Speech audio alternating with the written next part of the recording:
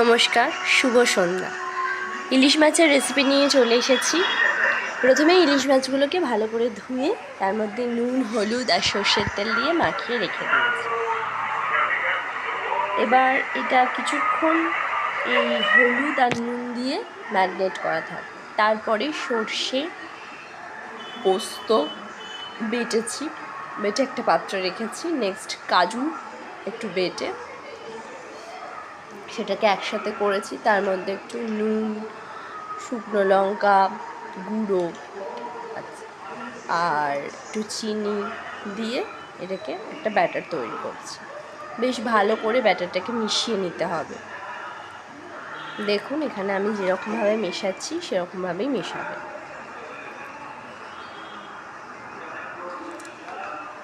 মেশানো হয়ে গেলে আমরা একটুখানি টক দই আলাদাভাবে ফেটিয়ে রেখে দেব।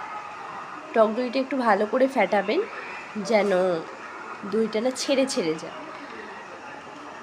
দইটাকে ভালো করে ফেটানোর পর আমরা যে মিশ্রণটি করেছিলাম কাজু বাদাম সর্ষে, সেই পেস্টের উপর দিয়ে টক দইয়ের পেস্টটা টক দইয়ের ব্যাটারটাকে ঢেলে দেব।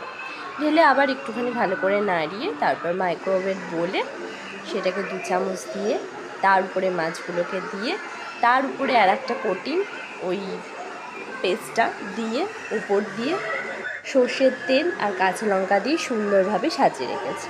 আমি 2টো মাইক্রোওয়েভ বলে করেছিলাম। তো ফার্স্ট বলে সাজানো কমপ্লিট, দেন আমি মাইক্রোওয়েভে ঢুকিয়েছি 2 মিনিটস। আবার 2 মিনিটস বাদে মাইক্রোওয়েভ থেকে বার করে মাছগুলোকে উল্টে আবার 2 মিনিটস মাইক্রোওয়েভ বোলের মধ্যে রেখেছিলাম। ব্যাস আমার রান্নাটি কমপ্লিট। খেতে খুব সুন্দর, যারা খেয়েছে তারাই বলেছে খুব ভালো হয়েছে। আপনারাও বাড়িতে চেষ্টা করুন আর সুন্দর সুন্দর রেসিপি বাড়ির লোকদের খাওয়ান।